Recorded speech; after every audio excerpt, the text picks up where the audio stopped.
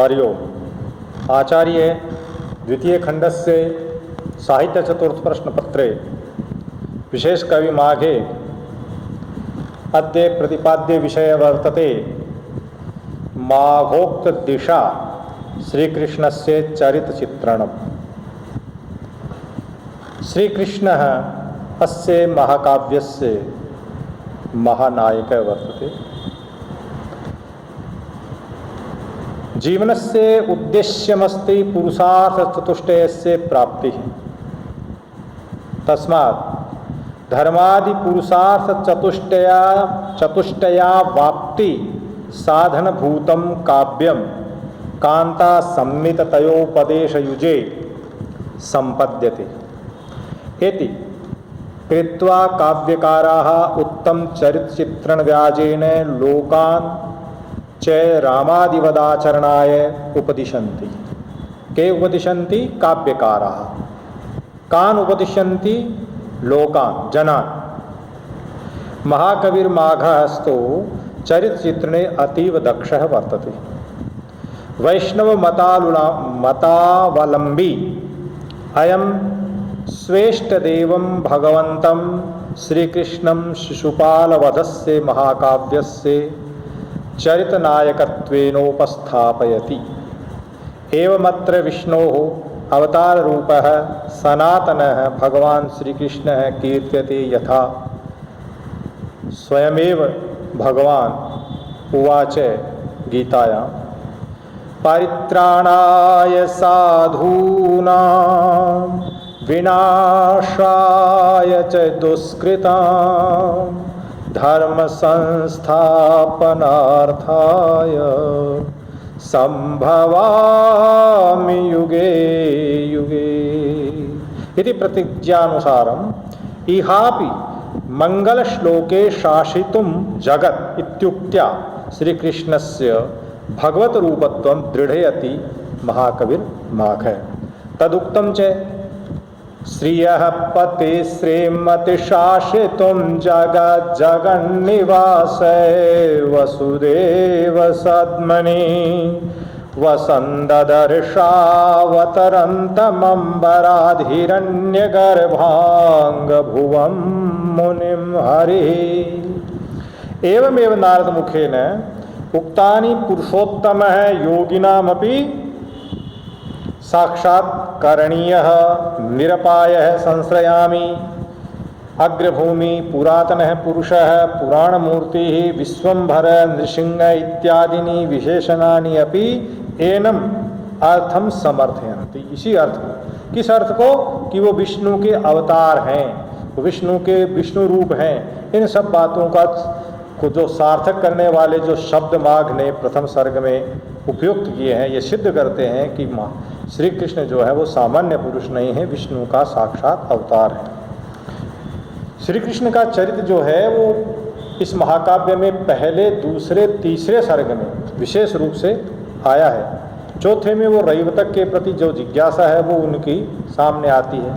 उसके बाद में आगे जो उनका आदरणीय जो सभा में प्रवेश करते हैं, वहाँ की जो उस नगर में प्रवेश करते हैं, तो वहाँ की जो महिलाएं हैं वो किस रूप में उसको देखती हैं, योद्धा लोग किस रूप में देखते हैं, शत्रु किस रूप में देखते हैं, मित्र किस रूप में देखते हैं, रिश्तेदार किस रूप में देखते हैं, ये जो उनका चरित्र है वो इस शिशुपाल वध में सर्वत्र दिखाई देता है।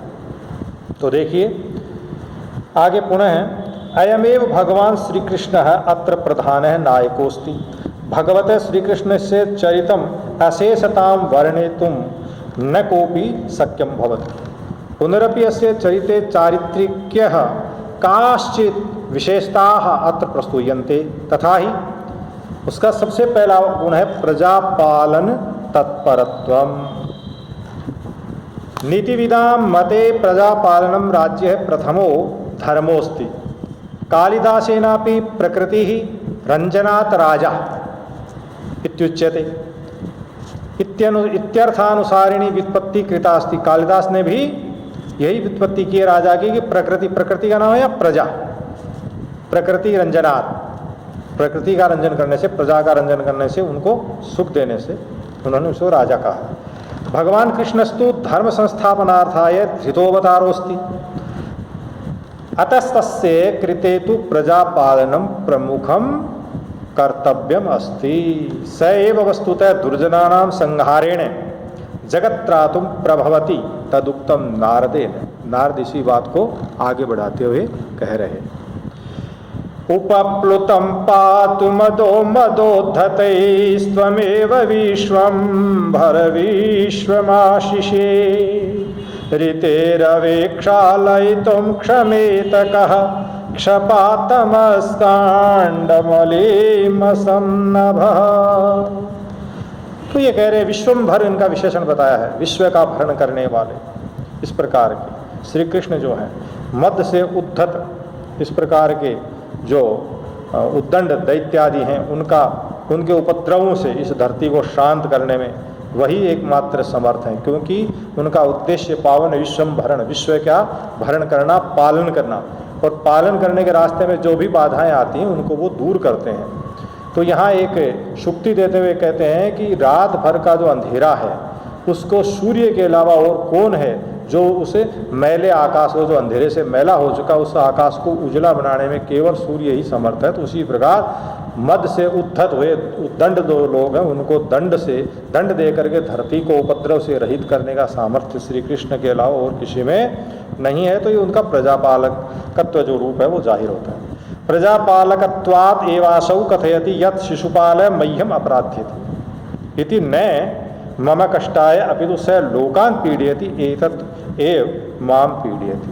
वो कहते हैं शिशुपाल मुझसे द्वेष करता है, असूया करता है, ईर्ष्या करता है, मुझे इस बात की चिंता नहीं है, वो मेरा व्यक्तिगत मामला है, लेकिन मेरे कारण प्रजा से अन्य लोगों से वो द्वेष करता है, उनको उत्पीड़ित करता है, मेरे दुख का कारण ये है, इसलिए उसका वध करना या उसका प्रतिकार करना तत्काल आवश्यक है।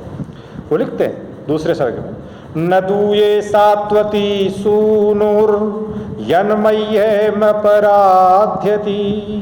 यत्तु दन्तैहते लोके मदो दुःखा करोति मां। ये दूसरे का 11वां पद्य। यहाँ पर वो स्पष्ट इस बात को कहते हैं कि मुझे इस बात की पीड़ा नहीं, वो मुझसे द्वेष करता है, मुझे इस बात की तकलीफ है कि वो मेरे कारण अन्य लोगों से द्वेष करता है। परीक्षा कारित्व, परीक्षा करके और कार्य करना।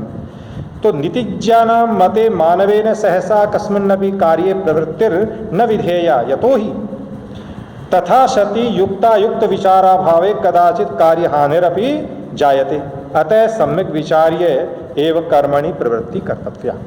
सम्यक प्रकार से विचार करके कार्य में प्रवृत्त होना चाहिए। राजा को मंत्रिमंडल की आवश्यकता क्यों पड़ती थी? निर्णय तो अंतिम राजा का ही होता था, लेकिन मंत्रिमंडल में कई सदस्य होते थे और वो एक से एक बढ़ करके बुद्धिमान होते थे।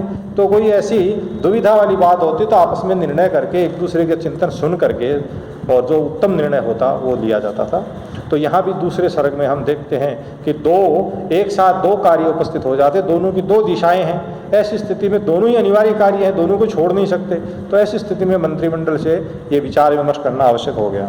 तो भगवान श्री कृष्णोपि एकतः देवर्षि नारद मुखाद इंद्र संदिष्टम श्रुत्वा शिशुपालवधाय यानमिच्छति यानन प्रस्थान युद्धादि के लिए परम तदैव यष्टुमिच्छता पार्थेन आहूयते। उसी समय वो पार्थ के द्वारा श्री युधिष्ठिर के द्वारा आहूत होते हैं, बुलाए जाते हैं कि आप हमारे राजसूय यज्ञ में पधारें।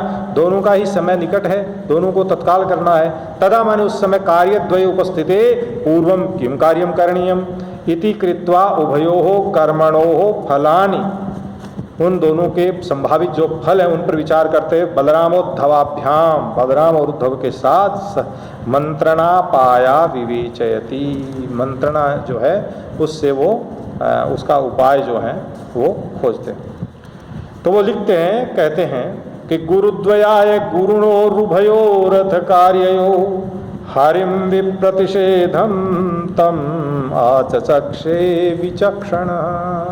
दो विरोधी कार्यों के उपस्थित हो जाने पर दोनों जो गुरु माने बड़े कार्य हैं और जो दोनों मंत्रिमंडल के दोनों सदस्य हैं उद्धव और बलराम, वो भी दोनों कृष्ण से बड़े हैं, तो वो भी गुरु ही हैं। वो गुरु द्वयाय, दोनों गुरुओं के लिए दोनों बड़े कार्यों का निवेदन उन्होंने प्रस्तुत किया। अनेन श्री कृष्ण से परीक्षाकारिताम दृग्गोचरी भवति। वो अकेला निर्णय नहीं ले रहे, उनकी सम्मति, उनके विचार सुन करके निर्णय लेने में विश्वास रखते हैं, तो परीक्षाकारित्व है उनमें। अगला है विनम्रता। वो स्थान स्थान पर अपनी विनम्रता भी उपस्थित करते हैं, जाहिर करते हैं। पराक्रमशालिनाम विनयोतीव शोभते, विनम्रता उसी को शोभा देती है जो पराक्रमी है। जो कमजोर है उसकी तो विनम्रता विवशता हो गई, गुण नहीं। पराक्रमी में अगर विनम्रता है तो वो उसका गुण है। ये बात हमें ध्यान रखना चाहिए।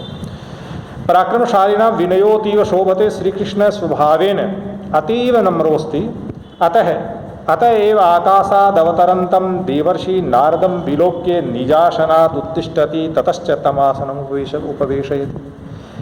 आकाश से उतरते हुए उस नारद को देख करके उनके पैर जब तक जमीन पर रखे जाते, उससे पहले तत्काल श्री कृष्ण जो हैं वो उसी प्रकार अपने ऊंचे आसन से उठ खड़े हुए, जिस प्रकार मानो कोई ऊंचे पर्वत से शरदकालीन मेघ जो हो झट से उतर जाता है, इस प्रकार का वो लिखते हैं।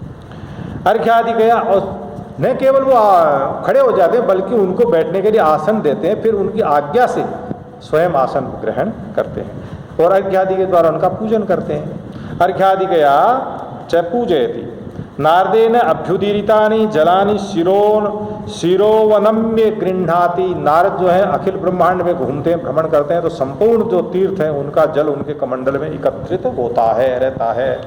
तो श्री कृष्ण के ऊपर वो जल के छींटे जो है वो डाल रहे हैं पवित्र जल के। तो श्री कृष्ण परब्रह्म होते हुए भी सिर झुका करके उस जल को स्वीकार करते हैं, उन तीर्थों के जल को विनम्रतापूर्वक स्वीकार करते हैं। ये इनकी विनम्रता को उजागर करता है। पहले का जो 18वां पद्य है उसमें ये बात आई है। लिखा है अशेष तीर्थोपरिता कमंडलोर्निधाय पाणावृषिणाभ्युदीरिता अघौघ विध्वंस विधौ पटीयशीर्न तेन मूर्धा हरिरग्रहीदभ। हरि ने उस जल को ग्रहण किया नम्र सिर से, सिर झुका करके, जो संपूर्ण तीर्थों से ग्रहण किया गया है और संपूर्ण पापों के समुदाय को नष्ट करने में जो चतुर है, इस प्रकार के उस जल को सिर झुका करके उन्होंने स्वीकार किया। तो ये उनकी विनम्रता प्रकट होती है। पूज्यानाम समादरता, पूज्यों के प्रति उसका आदर। पूज्यानाम पूजा महता महनीया विशेषता भवति ते स्वभावादेव गृहमुपगतानां पूज्यानां विधिपूर्वकं पूजां विदधाति। भगवान श्री कृष्ण इंद्र संदेशम नीत्वा उपागतम देवर्षिं नारदम संपूज्य अतीवतरां प्रसीदति तदुक्तम च। कवि कहते हैं कि वो अत्यधिक प्रसन्न होते हैं, तो कह रहे हैं विधाय तस्यापचितिं प्रसेदुष प्रकामम प्रियतयज्वनां प्रियः ग्रहीतुमार्यान् परिचर्यया मुहुर्महानुभावा हि नितान्तमर्थिनः। ये पद्य भी पहले ही श्लोक में है कि अत्यधिक पूज्य लोगों को भी बड़े आदमी जो है वो अपने कर्मों के द्वारा, अपने व्यवहार के द्वारा प्रसन्न करके अपने अनुकूल बनाते हैं। तस्यापचितिम, उसकी सेवा को संपन्न करके अत्यधिक प्रसन्न हुए। कौन? श्री कृष्ण। कौन है श्री कृष्ण? बोले यज्वनाम प्रिय, यज्ञ करने वालों के प्रिय। यज्ञ की जो यज्ञ का जो फल है वो देने वाले कौन है? श्री हरि विष्णु। तो विष्णु यज्ञ करने वालों के क्या है? प्रिय है। तो वो आर्यान परिचर्या ग्रहीतुम, आर्यान श्रेष्ठान जनान परिचर्या सेवया, सेवा के द्वारा मुहुर ग्रहीतुम, बार बार, एक बार नहीं बार बार अपने अनुकूल बनाने के लिए। ये क्या है? नितांतम अर्थिन है, नितांत चाहने वाले हैं। कौन? महानुभाव लोग, बड़े।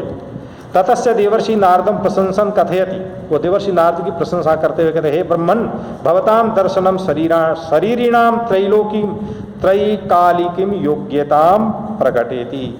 हे देवर्षि नारद, आपका दर्शन तो शरीरधारियों के लिए तीनों कालों की योग्यता को धारण करता है, रखता, सामर्थ्य रखता है। वो लिखते हैं वहाँ हरत्यगम संप्रति हेतु रेष्यत है। वो कहते हैं कि इस समय मैं आपके सम्मुख हूँ, आपसे चर्चा चल रही है, तो निश्चित रूप से मैं पाप नहीं कर रहा, निश्चित रूप से मैं पाप नहीं कर रहा। अतीत में निश्चित रूप से मैंने पाप नहीं किया है। अगर ऐसा होता तो निश्चित रूप से आप जैसे महानुभाव के दर्शन हमें नहीं मिलते। अब तीसरी रही भविष्य की, तो आप हमारे यहाँ आए हैं तो निश्चित रूप से आपके आगमन से हमारा भविष्य उत्तम होगा। यह सोच करके ये कहते हैं कि तीनों कालों की योग्यता आपका दर्शन प्रकट करता है। यतो ही भवदागमनम वर्तमान काले पापम नाशयति, भाविने कल्याणश्च निमित्तमस्ति, भूतकाले च कृतानां पुण्यानां सूचकमस्ति। अन्यच्च नारदं स्तुवन् श्रीकृष्ण कथयति, हे भगवन्, चेतसि वर्तमानं यद् अज्ञानरूपं तमः सहस्ररश्मिना अपि निवारयितुं न शक्यते, तत्तमः भवद्दर्शनेन नष्टम इति। इस प्रकार यह यहीं समाप्त होता। अगले वीडियो में आगे का विवरण आएगा।